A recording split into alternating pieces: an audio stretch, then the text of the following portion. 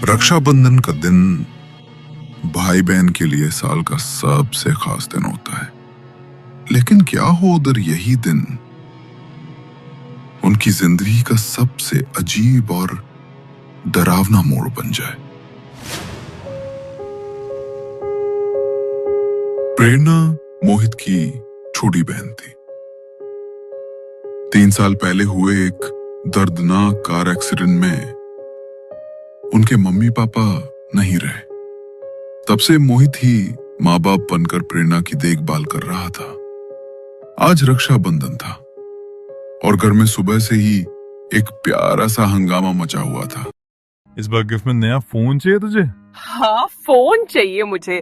और भैया वो वाला फोन जिसमें सुपर क्लियर कैमरा है, सेल्फी खींचो तो लगे मॉडलिंग शूट चल रहा हो। अरे अच्छे सेल्फी के लिए फोन की नहीं, अच्छे चेहरे की जरूरत होती है। उसमें बेचारे फोन का क्या कसूर।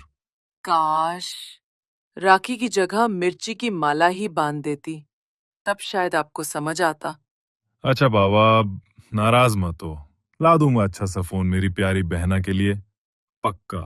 दोनों बहन भाई रक्षाबंधन मना चुके थे और अब उनके बीच ऐसे ही हंसी मजाक चल रहा था। तभी अचानक घर की डोरबेल बजती है। इस टाइम कौन आए? अच्छा हाँ, शायद पार्सल वाला होगा। मोहित ने जाकर दरवाजा खोला तो सामने पार्सल वाला ही था, लेकिन उसके चेहरे पर एक अजीब सी हंसी थी। उसने मोहित को पार्सल दिया और बिना ओटीपी पूछे सीधा पलक झपकते ही वहां से गायब हो गया। बड़ा ही अजीब आदमी था, ओटीपी भी नहीं पूछा। खैर बाद में खुद ही फोन करेगा। क्या है इस पार्सल में भैया? अरे तूने बोला था ना तुझे वो हॉरर स्टोरीज वाली बुक चाहिए, बस वो ही मंगाई है। थैंक यू भैया, लाओ दिखाओ। प्रेरणा ने बॉक्स खोला तो उसमें किताब के साथ साथ एक और छोटा बॉक्स भी रखा था। जैसे ही उसने वो दूसरा बॉक्स खोला तो उसमें उसी किताब के नाम से एक गेम था और उसके साथ एक नोट भी रखा हुआ था। प्रेरणा ने वो नोट निकाला और पढ़ने लगी। आप हमारे पहले कस्टमर्स हैं और इसलिए ये स्पेशल हॉरर गेम सिर्फ आपके लिए है। आत्माओं से बात करने का शौक है तो एक बार इसे जरूर आजमाइए, पर याद रखिए, अगर ये खेल खुल गया तो जो आत्मा आएगी वो सिर्फ खेलने नहीं, रहने भी आ सकती है। वाह, अब ये भी नया ट्रेंड आ गया है लोगों को डराने का। आत्मा वात्मा कुछ नहीं होता, पता है ना? ऐसे कितनी फालतू गेम्स खेले हैं कॉलेज में, सब ड्रामा होता है बस। हाँ, पर भैया इस वाले गेम में कुछ तो अजीब है। मतलब देखने से ही कुछ अनकंफर्टेबल लग रहा है। मुझे तो लग रहा है इसे डस्टबिन में फेंक देना चाहिए। ओहो, तो इसका मतलब मैडम डर गई? नहीं तो किसने बोला मैं डर गई? मैं क्यों डरूंगी भला? बस मुझे अजीब लगा इसलिए कहा। ठीक है, तो फिर एक काम करते हैं, अगर तू नहीं डरी है तो आज रात हम दोनों साथ में ये गेम खेलते हैं। प्रेरणा का वो गेम खेलने का बिल्कुल भी मन नहीं था, लेकिन अपने भाई के बार बार कहने पर वो रात को उसके साथ वो गेम खेलने के लिए बैठ गई। मोहित ने कमरे की लाइट्स बंद कर दी और 4 कैंडल जलाकर कमरे के चारों कोनों में रख दी। फिर गेम को बीच में रखकर दोनों आमने सामने बैठ गए।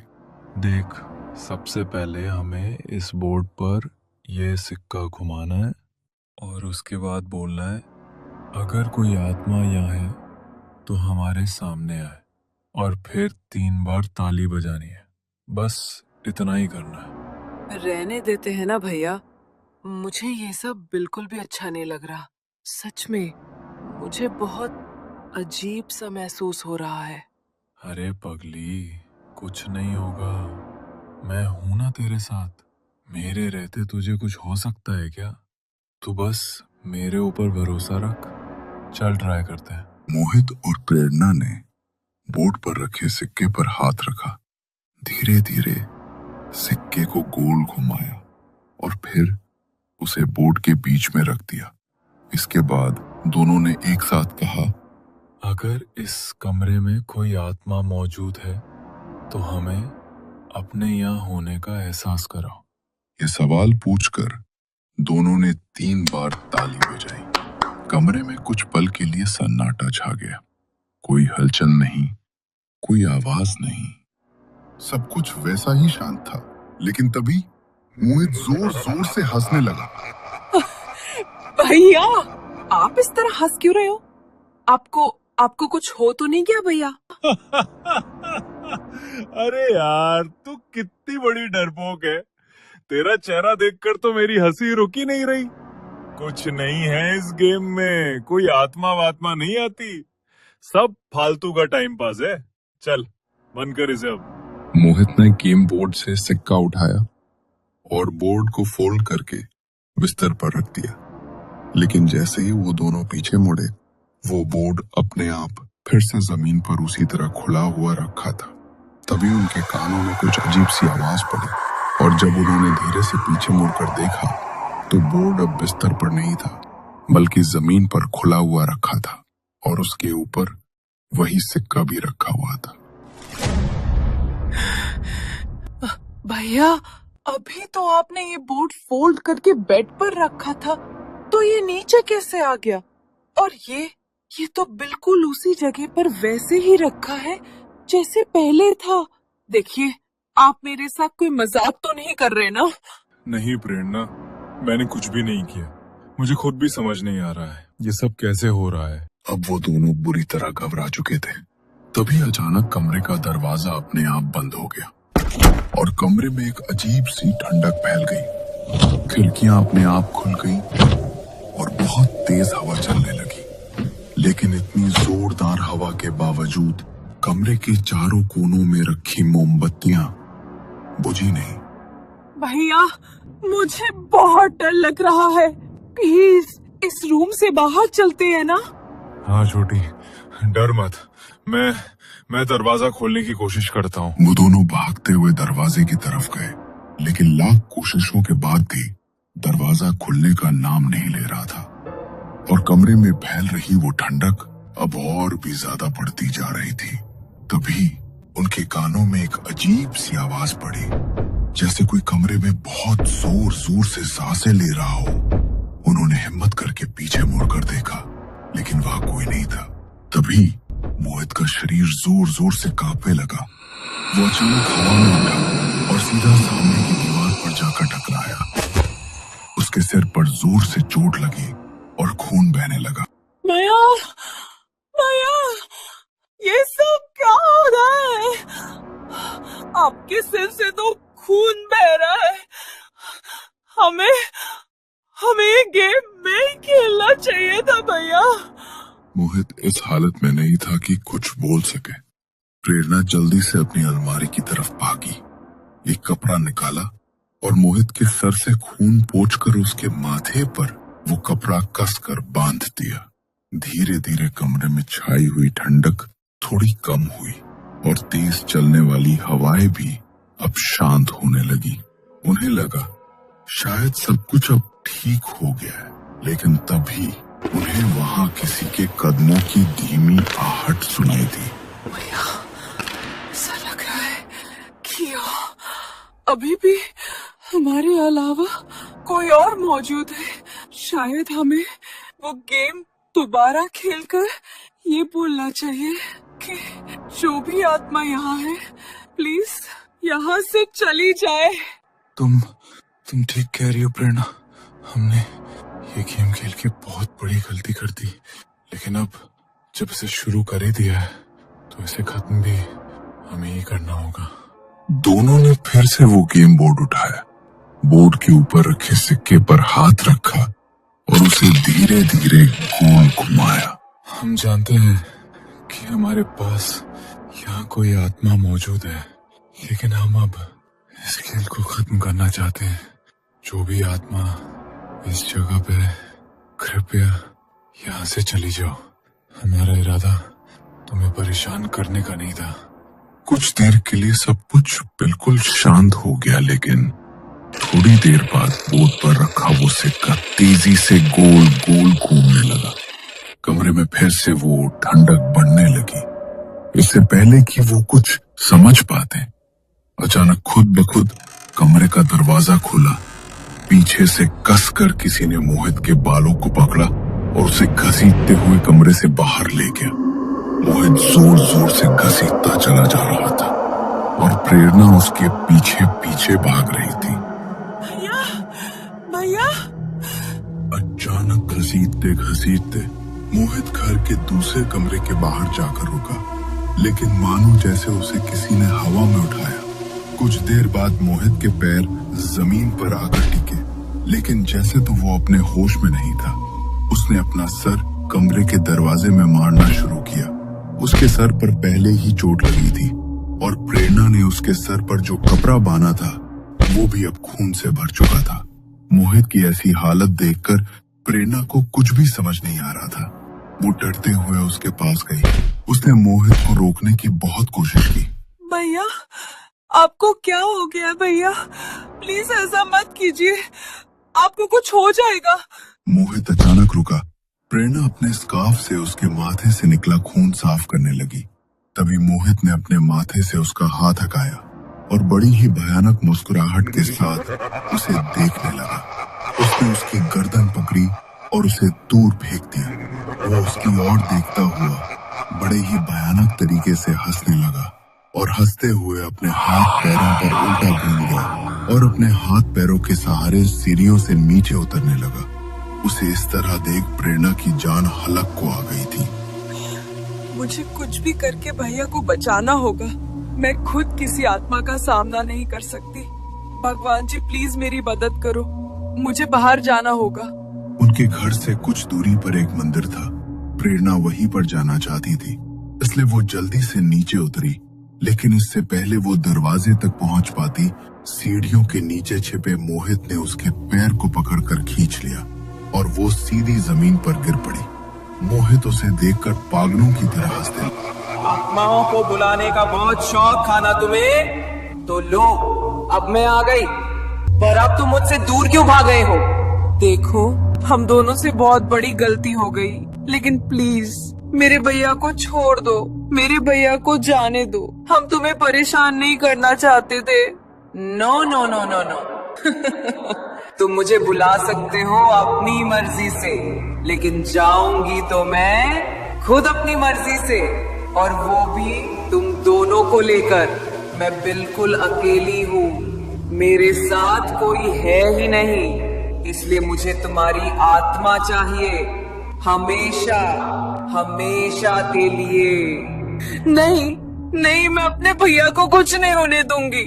उसकी बात सुनकर मोहित जोर जोर से भयानक आवाज में हंसने लगा। उसने अपने हाथ की हड्डी को मरोड़ा और पूरे घर में उसकी हड्डियों के चटकने की आवाज गूंज उठी। दर्द के मारे वो जोर जोर से चिल्ला रहा था और जैसे ही प्रेरणा उसके पास जा रही थी, वैसे ही वो खुद को और ज्यादा दर्द पहुंचा रहा था। प्लीज ऐसा मत करो, मेरे भैया को छोड़ दो, उन्हें बहुत दर्द हो रहा है। लगता है तुझे अपने भाई को दर्द में देखकर कुछ ज्यादा ही तकलीफ हो रही है। एक काम करती हूँ, पहले तुझे ही मार देती हूँ, तो फिर तुझे तकलीफ नहीं होगी। उसने डाइनिंग टेबल पर रखी फूड बास्केट से चाकू उठाया और प्रेरणा की तरफ फेंक कर मारा। वो चाकू सीधा प्रेरणा के हाथ में जा लगा। प्रेरणा दर्द से चीख उठी। मोहित तेजी से उसकी तरफ भागा और उसके हाथ से चाकू खींच लिया और उसी चाकू को उसकी हथेली में घोंप दिया। वो बार बार उसी घाव पर वार करता गया। प्रेरणा का पूरा हाथ खून से सन चुका था। उसकी आंखों से आंसू लगातार बह रहे थे, लेकिन मोहित के ऊपर तो अब शैतान सवार था। दर्द हो रहा है? कोई बात नहीं, थोड़ी देर में सब खत्म हो जाएगा, क्योंकि मरने के बाद कोई दर्द नहीं होता। प्रेरणा ने पूरी हिम्मत जुटाकर चाकू अपनी हथेली से निकाला, लेकिन मोहित ने उसी वक्त चाकू दोबारा उठा लिया, पर इस बार उसने प्रेरणा पर वार नहीं किया। उसने अपनी ही कलाई पर चीरे लगाने शुरू कर दिए। खून टपकता हुआ जमीन पर गिरने लगा। प्लीज मेरे भैया के साथ ऐसा मत करो, प्लीज ऐसा मत करो। प्रेरणा जोर जोर से रोती रही। मोहित अपने ही शरीर को जख्मी करता हुआ वहां से दूसरी ओर भाग गया। आज रक्षाबंधन का दिन था और इस दिन अपने भाई की ये हालत देखकर प्रेरणा का दिल जैसे अंदर ही अंदर फट गया। उसी पल उसके दिमाग में एक बात कौंधी। जरूर इसका सलूशन उसी नोट में लिखा होगा जिसमें गेम की इंस्ट्रक्शंस थी। मुझे वो पेज ढूंढना होगा। प्रेरणा दौड़ती हुई ऊपर गई। उसके हाथ से टपकता हुआ खून पूरी सीढ़ियों पर फैल गया था। उसी कमरे में पहुंची जहां वो गेम खेल रहे थे। गेम का बोर्ड अब भी जमीन पर रखा था। चारों कोनों में मोमबत्तियां जल रही थी, लेकिन वो नोट वहां नहीं था। वो हर जगह देखने लगी। तभी बिस्तर के नीचे कुछ दिखाई दिया। मिल गया। लेकिन जैसे ही उसने उस पन्ने को पढ़ा, उसके चेहरे की उम्मीद सिहरन में बदल गई। ओह नो, इसमें तो कोई सोल्यूशन लिखा ही नहीं है। यहाँ तो साफ साफ लिखा है, एक बार अगर कोई आत्मा इस गेम से आ जाए तो उसे वापस भेजने का कोई तरीका नहीं है।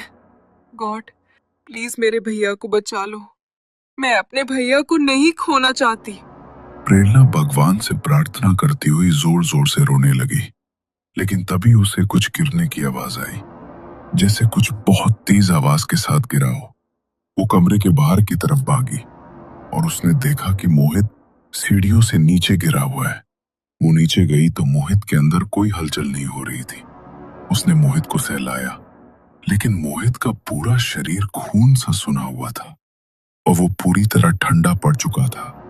प्रेरणा ने उसकी सांसें देखी तो वो भी रुक चुकी थी। नहीं नहीं, मेरे भैया को कुछ नहीं हो सकता। बोलो ना भैया, आपको कुछ नहीं हुआ? आप ठीक हो ना भैया? प्लीज बोलो भैया। प्रेरणा अपनी गोद में अपने भाई का सिर रखे रो रही थी। उसकी जिंदगी में उसके भैया के अलावा कोई नहीं था। सुबह ही उसने उसके साथ रक्षाबंधन मनाया था, लेकिन अब वही भाई उसे हमेशा के लिए छोड़ चुका था। वो खुद को संभाल नहीं पा रही थी। उसका पूरा शरीर कांप रहा था। उसी वक्त पीछे से एक हलचल हुई। प्रेरणा ने धीरे से पीछे मुड़कर देखा तो एक काली परछाई उसकी ओर बढ़ रही थी। मारना चाहती हो ना तुम मुझे? तो ठीक है, मार दो। मेरे भाई को तो तुमने मुझसे छीन ही लिया, तो अब मैं भी जीकर क्या करूंगी? मार दो, खत्म कर दो मुझे। ऐसा कह ही रही थी कि सामने की टेबल पर रखा फूलदान हवा में अपने आप उठ गया और सीधा प्रेरणा के सिर पर आकर लगा। उसके सिर से खून बहने लगा और तभी वो काली परछाई उसके बालों को झपट कर पकड़ती है और घसीटना शुरू कर देती है। मगर तभी वो अचानक रुक गई, जैसे प्रेरणा के पैरों को किसी ने पकड़ लिया हो। प्रेरणा ने कांपते हुए सामने देखा और सामने का नजारा देखकर उसकी आंखों से आंसू बहने लगे, क्योंकि उसके भाई मोहित की आत्मा उसके पैरों को पकड़कर खड़ी थी। भैया, इसने आपको मार डाला। प्लीज आप मुझे मत बचाइए। एक आप ही तो थे जो मेरे जीने का सहारा थे। मैं आपके बिना नहीं जीना चाहती भैया। मैं भी आपके पास ही आना चाहती हूँ। नहीं प्रेरणा, मैं अपने होते हुए तुम पर एक आँच नहीं आने दूंगा। और वैसे भी आज रक्षाबंधन का दिन है ना। तुमसे वादा किया था मैंने कि तुम्हारी रक्षा करूंगा। अब जीते जी तो इस आत्मा का कुछ नहीं कर पाया, पर अब ये तुम्हारा कुछ नहीं बिगाड़ पाएगी। तुम्हारा भाई तुम्हारी रक्षा के लिए तुम्हारे साथ है। मोहित की आत्मा आगे बढ़ी वो काली परछाई उस पर झपट पड़ी, लेकिन मोहित की आत्मा शुद्ध और पवित्र थी, इसलिए वो उस आत्मा पर हावी पड़ गया। तभी खिड़की से एक अलौकिक रोशनी कमरे में दाखिल हुई और सीधी मोहित की आत्मा पर पड़ी। वो काली परछाई उस रोशनी से बचने के लिए मोहित की आत्मा से दूर भागने लगी, मगर मोहित ने उसे पकड़ रखा था। जैसे ही वो परछाई उस रोशनी के संपर्क में आई, वो जोर जोर से चीखने लगी और देखते ही देखते उस रोशनी में मोहित की आत्मा उस काली परछाई को अपने साथ लेकर हमेशा के लिए कहीं ओझल हो गई। भले ही मोहित खुद नहीं बच पाया, लेकिन रक्षाबंधन के दिन उसने अपनी बहन से किया वादा निभाया। मरने के बाद भी उसने उसकी रक्षा की। उनके मुक्त होते ही वो गेम अपने आप कहीं गायब हो गया, लेकिन उस गेम को खेलने का दर्द हमेशा के लिए प्रेरणा के दिल में रह गया और रक्षाबंधन के दिन अपने भाई को खोने का दुख प्रेरणा के दिल में हमेशा के लिए एक बोझ बनकर रह गया।